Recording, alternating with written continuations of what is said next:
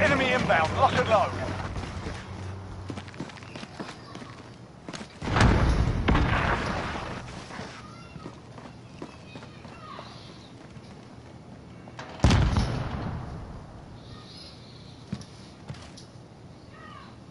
We're in control.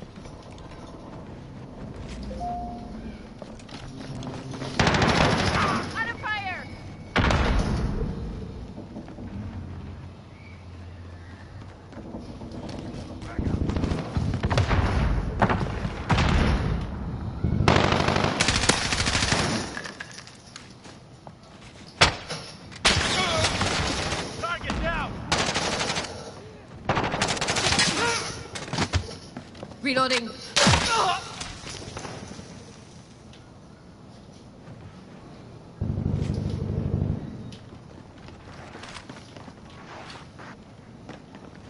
Throwing grenades! On your back. Under fire! Drag out.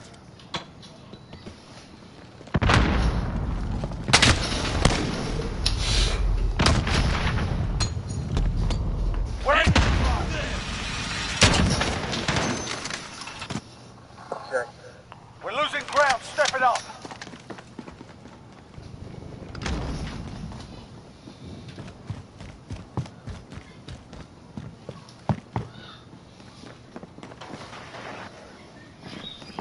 Have your back.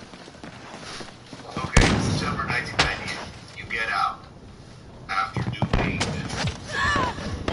right at 7 years. Right at 7 years. 7 years. You get out after 7 years of prison. A big chunk of it. And then 9 months later, you get caught with 10 pounds of marijuana and 2 guns. Yeah, man. You go in at 14, come out at 21. Well, that's a big old gap. No life experiences, right? No life experiences. I don't know how to talk to girls. I didn't go to high school. Setting charge. Man, I don't know how to put on rubber. Enemy personal radar in the air. If you tell me north on such and such street, I literally didn't know which way was north, south, east, and west as a 21-year-old standing somewhere, right?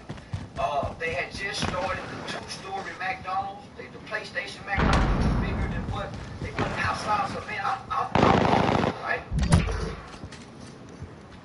9 months after getting out, I was on my way to enemy at the center. University of cop. I see movement.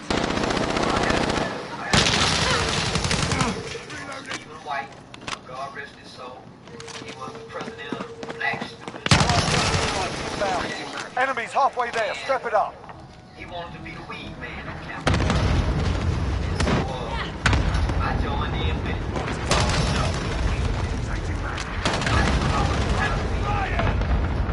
I didn't know how much to count. I just know they said about 475. Take it up to Arkansas, you can get 1,000 for it. So that's all I knew. And so this is my little cousin. He was already in college as a political science major. And so I would just go up there and deal with him and enroll in college. I got the paperwork started. And we came down and stole us 10 pounds of weed to go up there and try to hustle. And jumped into another nigga's federal investigation. Some niggas that had this CD shit called that. So we go over there and get 10 pounds of weed from the niggas, put it in the black trash bag, put it in the car, and we just throw it in the back. Don't try to hide it, just throw it in the back. He gotta take exams the next morning, so rather than us waiting and driving in the daytime, we driving in the middle of the night, rolling weed. When the police, so I never drove. This time I was playing. Now I'm gonna drive. You don't need to drive. As soon as we crossed state lines, the police was waiting on us. And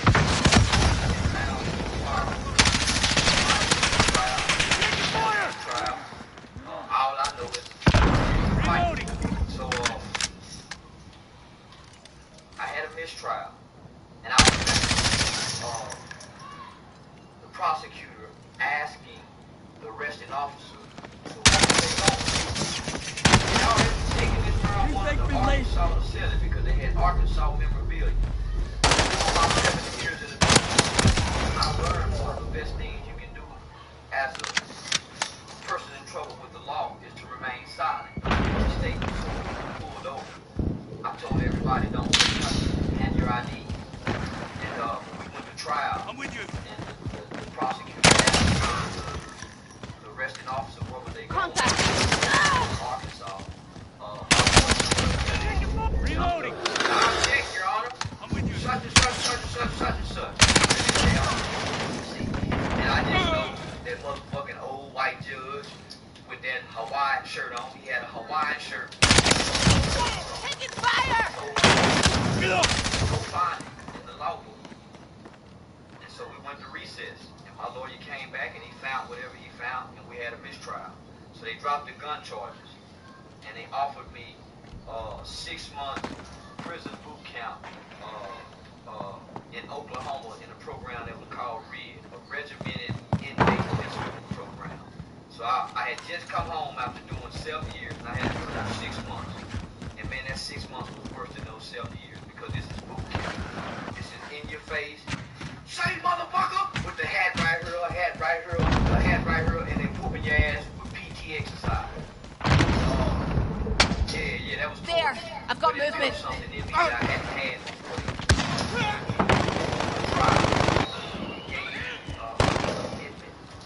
That I had myself as a 21-year-old.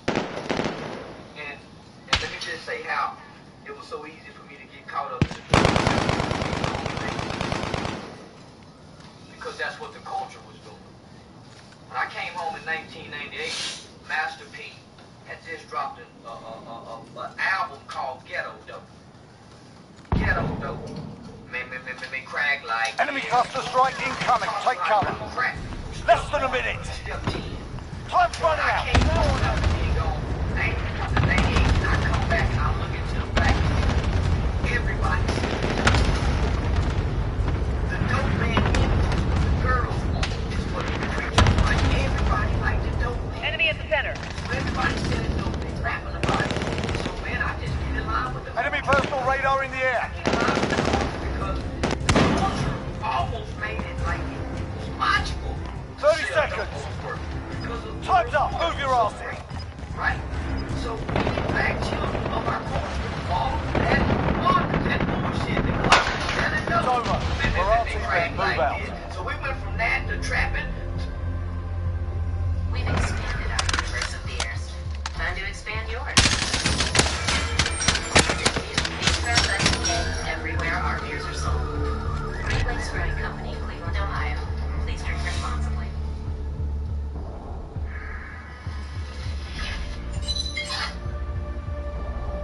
Right, here we go. We have one of the most controversial figures on the internet. A lot of people have been asking me for this interview. Charleston J. White is in the building. Hey, what's up with it, man? Shit, I'm glad to be here. Hey, welcome to Vlad TV, man. It's an honor to have you on here.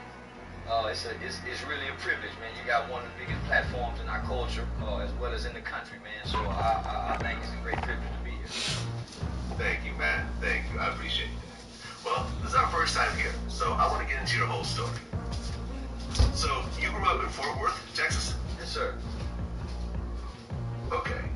And the family life. You said you had a good Christian mother growing up. Yeah, typical, typical traditional African-American mother from the 70s and the 80s, single parent mom. My mother was a teenage mother. She had my brother at 15, had me at 17. My dad was in the Navy. He was absent. I was his only child. My brother had his father. He was absent as well. So I like to describe that as the typical traditional single parent home. But I grew up in an upper middle class neighborhood, so I didn't come out there. Okay, how did your mother get by having two kids with neither father being around? Man, she landed a job working at General Motors in the early 80s. Early 80s. And so I vividly remember our lives kind of changing from rags to riches, kind of like seemingly overnight. So, and she was a hard-working woman. There you go. That's the type of story I like to hear. Yes, sir. Okay, now your brother, you had mentioned, was actually getting into trouble early on. Yes, sir. Yeah, he was a damn fool. Man, I remember I was probably about 7 or 8 years old. And my brother was 10. And we was upstairs watching television. And he looked at me and said, when I grow up, I'm going to kill somebody. And it shocked the shit out of me. I looked at that nigga and ran downstairs up and told my mother, Mama, Kevin say when he grow up, he gonna kill somebody. Boy, come here, bring your ass here. So, she spanked him. Rather than trying to see where they come from, right? My brother was an angry kid from the lack of father involved. He seemed to be just angry. We didn't grow up in an abusive home. We had all the nice things, so we didn't. I don't know where the anger came from, but in hindsight, me just not having your dad around, having a motherfucker. So he was one of those kids. And sadly, when you grow up, you kill somebody. Really? Yeah. He's serving a 99-year prison sentence for murder he committed at 17. Wow. That's great. Sorry to hear that. Yeah, now that nigga been having fun in prison. I used to say sorry to hear that until he told me how much fun they have in prison. We'll get to that later. Okay. Well, you always hear mothers saying, don't play with that, they'll shoot your eye out. Yeah. But in your case, that actually happened. Yeah, man, playing with a homemade slingshot. Back in our day, we used to take the pencil, get the rubber band, you shoot it. That motherfucker shoot out like a bullet. Well, I took the rubber band and I pulled it back as far as that motherfucker could go.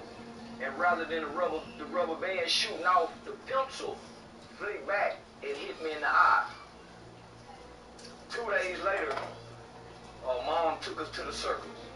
And I used to be fascinated with clowns as a kid. And there was a bunch of clowns standing outside bullshitting around. I got excited and I took off running toward the clowns. And as I took off running, I ran into a pole because my vision was blurry. And for me running into that pole, the impact of that pole caused me to have a blood clot in back of my, I think either my lens or my cornea. So I had 9 eye surgeries from the time I was 7 years old to the 6th grade before they removed my right eye. Right, you have a glass eye now. Yeah, prosthetic. Okay, did that make it hard? Because you don't have depth perception, right? Man, a crazy person don't know they crazy. I've been blind with this one eye for so long. I don't think, I forgot I had one eye because I lost it at such an early age in life. So the natural, the natural ways of a human is to adapt. So if you lose an arm, you adapt to not having that arm. So I lost that eye at such an early age in life, and I adapted. So sometimes I forget I only got one eye. Yeah, I grew up fighting like I had two eyes, and I had to realize when I got grown, like I've been fighting at a disadvantage all my life. All it takes is one punch. Now I'm fighting. Got to find somebody with one eye. There you go. There you go. Well, you're telling me that you grew up in a middle class household. Your mom had a good job. You weren't struggling. But then at one point, you ran away from home. You were what, 12 years old? 12 years old. Okay. Typical adolescent, right? 11, 12, 13, that's the pre-adolescent stages, right? So growing up with mom, mom was loving. I'm a mama's boy. That's mostly result, right?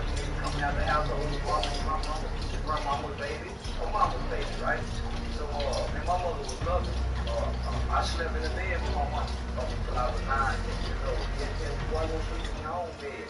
My mother kissed us on our cheek and got hugged. So I come from love. But when I began to run away from home, it's because I had got exposed to the street shit, right? I had got exposed to the older guys. My brother had started getting in trouble. So I didn't want to follow mom's route. I didn't want to come in the house at 8 o'clock. I didn't want to have to get up on Saturdays and do major cleanup and wash dishes and wipe the walls and make sure the drawers is wiped out and the clothes is folded. So I didn't want to do that, man. I wanted to be like some of my friends didn't have what I had, right? So I would run away from a good home to go hang out in the projects with the kids, mothers who they had to sleep on the floor. They went to bed hungry. So I wanted to go to bed hungry. I didn't want to go to bed full and enjoy the luxury of what a middle class life provided. Because remember, black hip-hop culture make it seem like coming from a good home, you're weak. Coming from love, you're weak. You know, if you come from clean sheets, you ain't real. So, man, I bought into the bullshit. I wanted to go be dirty so I can be real. I wanted to not have a mother didn't care about me because I thought that was what made me real as a kid. So I would run away from my good home, man, so I can go be unruly and be a juvenile delinquent in the streets. Yeah, you had mentioned that the movie Colors had a big effect on you. And I remember I interviewed Leon, who was one of the actors in that movie, and we talked about how that was the first time Crips and Bloods were on the big screen. Like, if you didn't live in LA, you would never even have heard of these gangs before, but suddenly you had these guys, the blue and red rags, and it became a nationwide, exposure thing. A phenomenon. And then it became a phenomenon. And for people like you that were living in Texas, that affected you as well. Oh, and I not only did it affect me, it became a foundation of who I wanted to be as a kid, right? With a kid's brain, it became a foundation of who I thought I wanted to be as an adult, right? We had already saw the images, right? We just couldn't identify the images, right? We had saw them coming to the neighborhoods wearing blue rags, wearing red rags, but as children, we had no idea what that meant until the movie Colors taught us what a blue rag, what a red rag, what a Crip, what a blood was. And man, I remember after watching that movie, man, I started wearing a purple rag. I just wanted a bandana on, right? I started packing a pocket knife. I started saying I'm hot top. And man, I remember saying to my friend Patrick, may God rest his soul, man, that's how I want to die. How I saw Rocket and how the two brothers killed each other. So Confucius, I learned this in college about Confucius. Confucius said he controls images, control minds. That's all they were doing, man. They were controlling our young minds, those gangster images. My mom was at work, right? When I got out of school, my loving mother was kissing me on the forehead, said, I'll see y'all when I get off of work. Leave your homework on the table. Dinner is on the stove. Make sure you take a bath. So she gave us some instructions. So when she left the house, we had no parental supervision. So we were free to do whatever we wanted to do, as well as be influenced by all the things that not just our community, but our culture had to to offer us, man. At that time, we had gangsterism, and it was being introduced to a new generation of people, black children, and we took on that image. Okay, well then in 1991, you ran away from home, and then you and a couple of your friends went on a crime spree. Yes, sir. Yeah, I went on the time. And my mother had just got pregnant with my sister. She was a few months pregnant with my sister. So I was dealing with the emotional and psychological effects of not being the baby. So now I got a new baby coming. My brother was already in and out of the Texas Youth Commission. My grandmother was discovered. We already knew she was on drugs, but she had took a decline. She was addicted to heroin. My Aunt B was on crack, and so my mother was trying to help. My grandmother was coming over stealing. She was trying to help my Aunt B, who had 5 kids that was about to go into the. So my mom was the backbone of the family. So while she's trying to help everybody, then she's dealing with my brother, who's in trouble as a juvenile delinquent. So I get to fly under the radar. So man, September 16th, I ran away from home, and I went on the crime spree. September 18th, that crime spree led to a guy by the name of Mike. I came up with a plan, and we go to the mall, steal some starter jackets. At that time, starter athletic jackets, shit. My whole concept was to steal these jackets. Teenage club that we all went to every Friday and Saturday called Teen out in the prairie. And I just wanted to steal some jackets so I could have this starter jacket to wear. All I had to do was go home and ask my mom and pop. But it's cool. I could have got anything I asked for. So I went and got my buddy DJ. DJ was in trouble. We went and got his friends, Big Torn and Little Torn. Big Torn was an older teenager guy. And all of these kids was older than me, right? I was the youngest. But I was the brains out of the one. I always had leadership skills and qualities. So we went to the Farm 303 Mall, went to Foot Locker. Tony Dorsett, legendary running back for the Dallas Cowboys, Tony Dorsett had a club in this mall. So when we go inside the Foot Locker, there was this black dude that looked like he could run fast. So we went and played video games. We say we'll do it later. Come back later on that day, come back and the white guy was there. Went in there, tried on hats, tried on jackets, and ran out. Process of us running out. White guy, my name was Michael Lee, in the parking lot working on his car. Unbeknownst to us, Mr. Levy had just got married 3 days prior to that incident.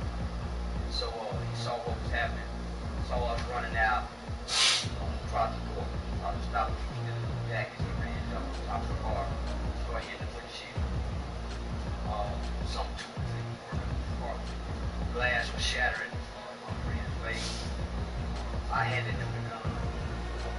Struck him with the shoot his feet. He shot Mr. Lee. We drove away laughing. I made everybody laugh. We made the couple got it down. Not really having a full understanding of ourselves, what we had just done. Like we didn't know he was dying, we didn't know he had died. Undeveloped brain. So we leave there, we abandon the car across the street from the mall, walk across the street, go over to some older teenage guy's house. They give us a ride to a no-faith trick pit. That's what we got called. I was recommending the rest of the police officer. I was already been in trouble with the police. I was out on pure probation, shooting some white people. I got released from juvenile detention prior to that capital murder charge on attempted murder, trying to run some guys over a stolen car. And the only reason they let me out is so I can go to school.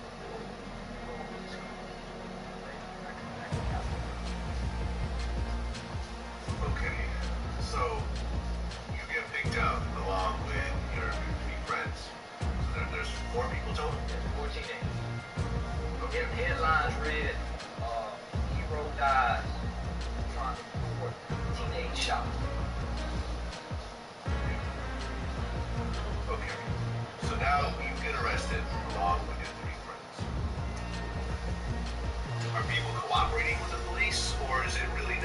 village to cooperate at this point because I guess there was witnesses there from school. Yeah, so they had already fingered you, and it was like an open and shut case pretty much. Yeah. When they arrested one of our classmates at the mall with her mom. When all that happened, so they went to the junior high school. Got the yearbooks. Identified and arrested. My little mind, right? My little mind come up with this plan, right? I'm the planner, I'm the strategizer. So after we commit this murder, my 14-year-old brain says, hey, call the police and report your car stolen. So this is what I tell my buddy, call the police and report your car stolen. And give them the descriptions of 4 guys who we've been beefing with. So I told him, when he got home, he called and reported his car stolen and gave them the description of the 4 guys who we've been beefing with, right? Our rivals. Well, when they picked him up, man, they already knew we done that. So when they picked him up, he told them where we was. They go come get us, and as children, we go talk to the police. Yeah, you go sort. Yeah, when you hollering capital murder, we ain't street kids. So you go give a statement. Especially when they already done talk to 1, talk to 2, talk to 3, talk to 4.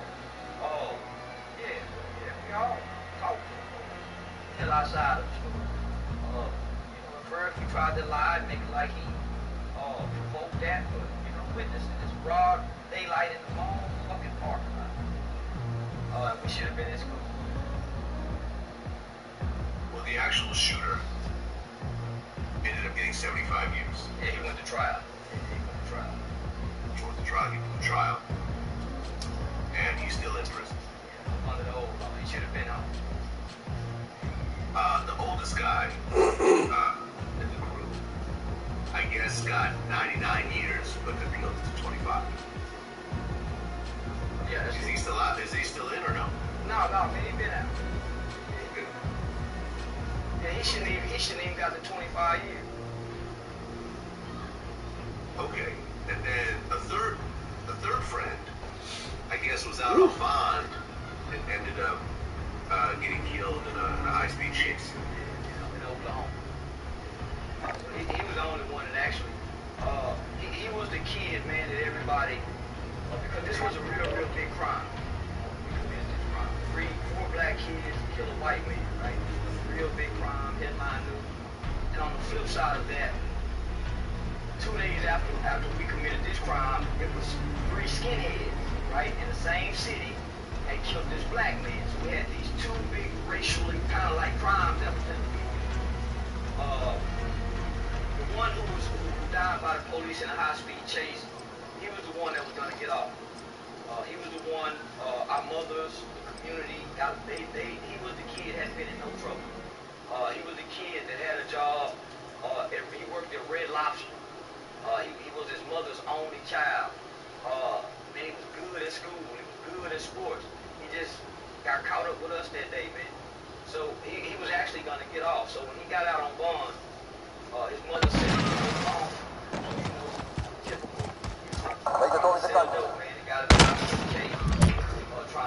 Team deathmatch.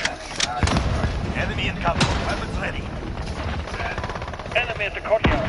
Very sad. Well, you yourself ended up getting 12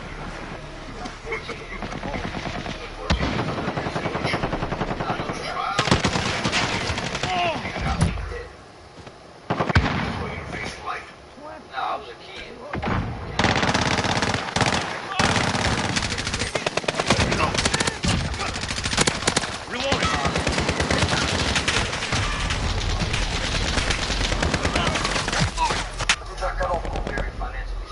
Enemy at electronics.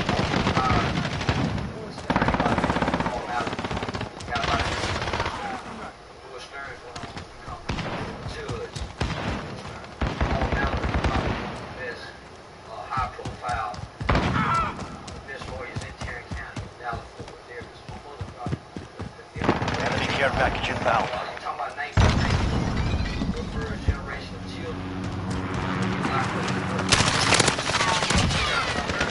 Reloading. Allied UAV overhead. Try to adjudicate the sin of the work. So, this is... We're halfway there. Keep going. Black man. Well, we getting all the press. We getting all the publicity.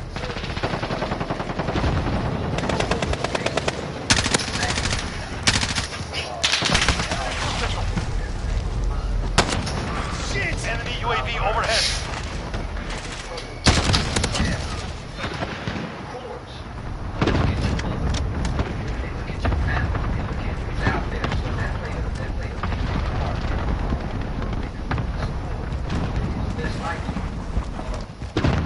Enemy at the tire shop. That I was gonna get. Oh, and then I was an articulate kid. I was a small guy.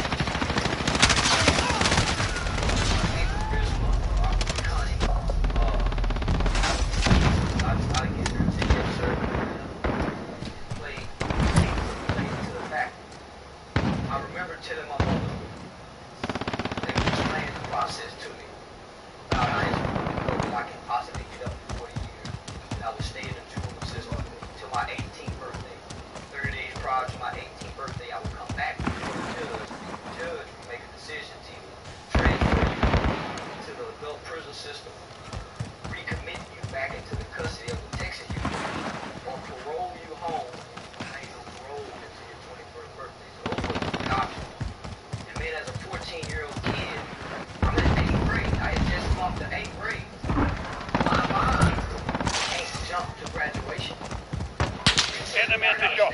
Like, to graduation, in my mind, I couldn't fathom that shit. That seemed like a long time. I told my mother, man, Mama, I can do it too. Son, they can tell you you have so, the process was Yeah. He has a 12-year-old. Well, I guess you're 14 at the time you convicted. Yeah, I think that's essentially your whole life. hey, that's what it seems like. Yeah. Enemy cruise missile. How many years later does your brother... He came 6 months after I did. I left the name. Enemy care package inbound. Like April. Reloading.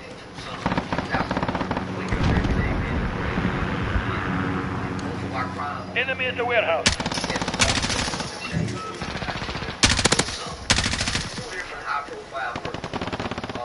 Reloading.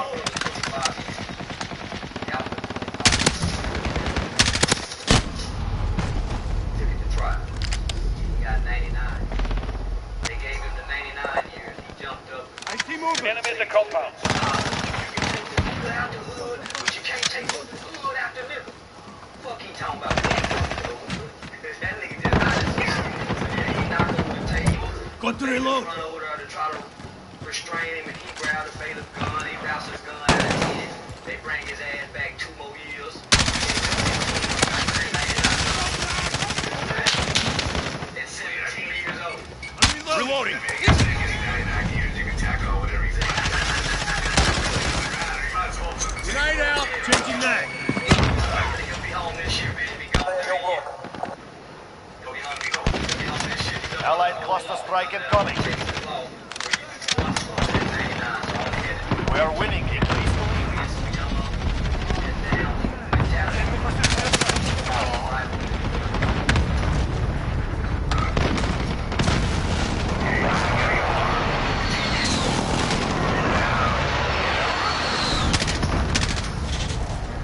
And in the beginning, you had I guess, a reputation for just terrible behavior. Yeah, man, I was proving. Flash out. Enemy at the warehouse. Exceptional. This is who we are.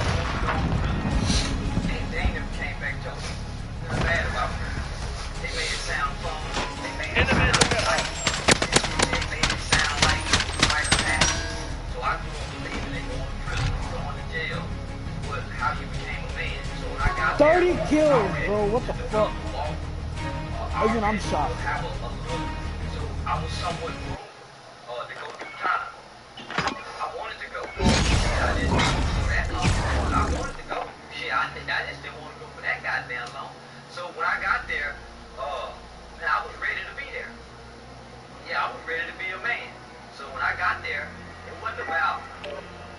work the program. For one, I still needed a father. For one, I still needed my brother. So I had to go in there and find me a father. I had to go in there and find me a brother. And I wasn't looking for it in the correctional office. I was looking for it in the game. So seeing colors on television, seeing the characters in the streets, but I never got to meet and talk to them up close and personal.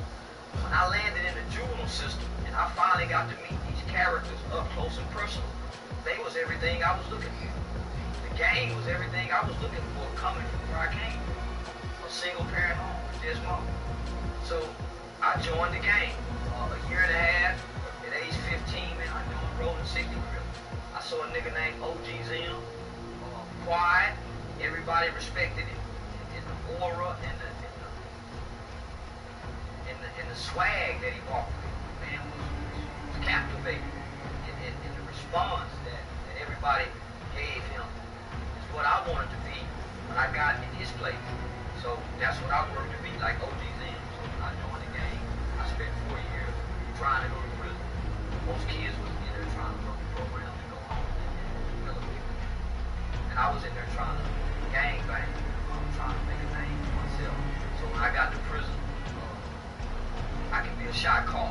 And when I got home, I can come kill somebody and get a life.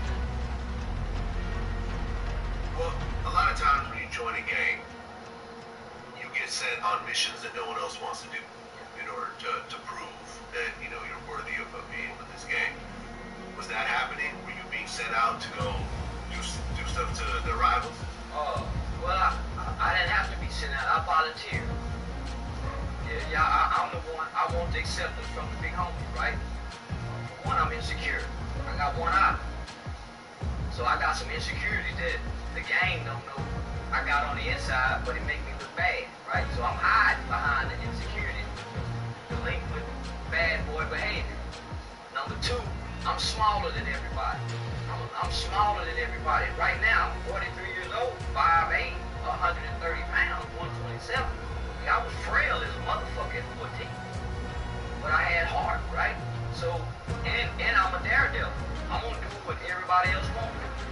So that's what I developed my reputation as, being a nut. So they call me C-Nut, right? That nigga's nut. So I developed the reputation of doing things. Now I do it, he don't wanna do it. And I'm a authority figure. Most niggas just fight other inmates. Most niggas just fight other peers. They don't never buck the authority. They don't never fight the police. I was the nigga fighting the system, the police, the rivals, because I wanted to fit in. I wanted a hug from a man.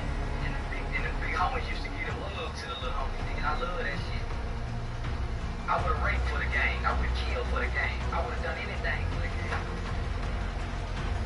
I mean, were you seeing rapes during this time? Yeah, they were raping other inmates. You know, white boy coming in there, you know, white boy keep a target on his ass in jail. Especially if he trying to be with the niggas.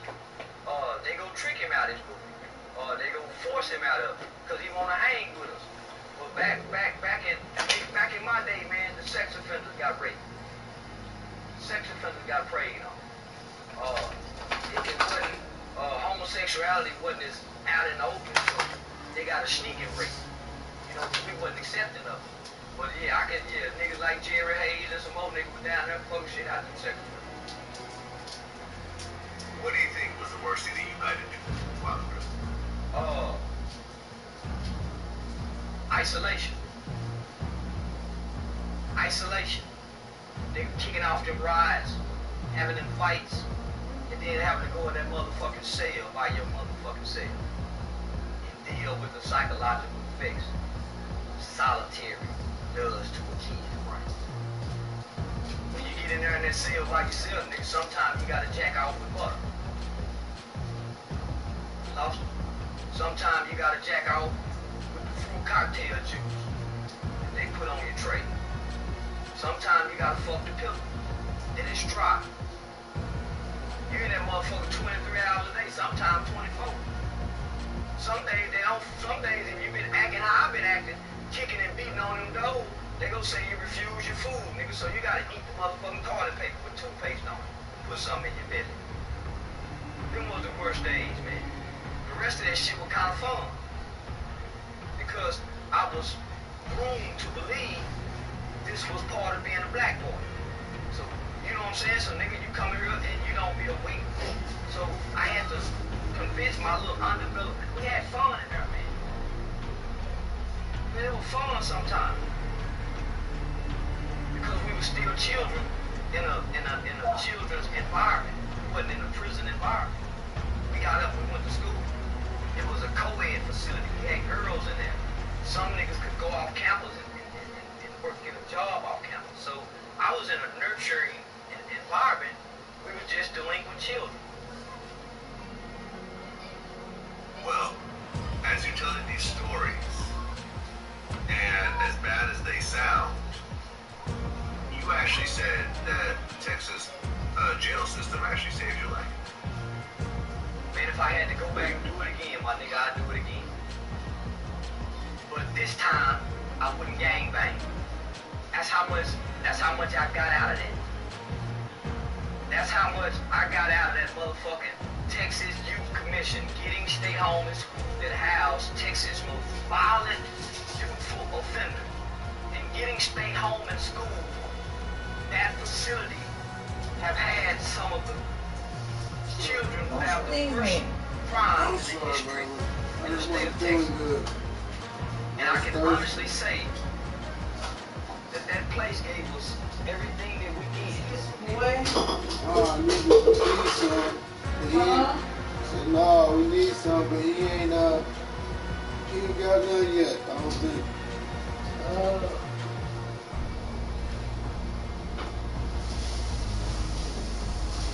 Damn, so we out, huh?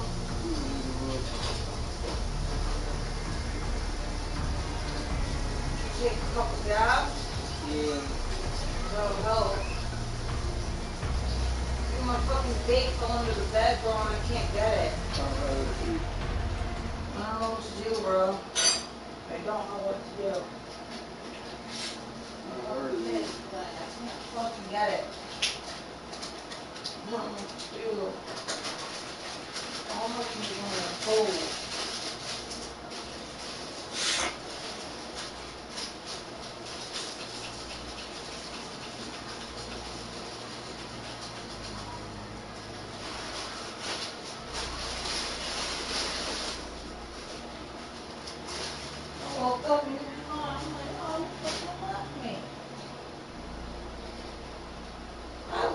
And he texted me, where are you at? How long? Because you was on the toilet forever. I was downstairs, I wasn't even on the toilet. Oh, okay. Yeah, I was salty when you left me. Then I woke up like 3 hours later, thirsty as fuck. You just left me. My nose was feeling funny, my face was funny. I was going through withdrawal with this, so I took a gab and a half. Damn, I looked like you were sleeping. I came off there. I was getting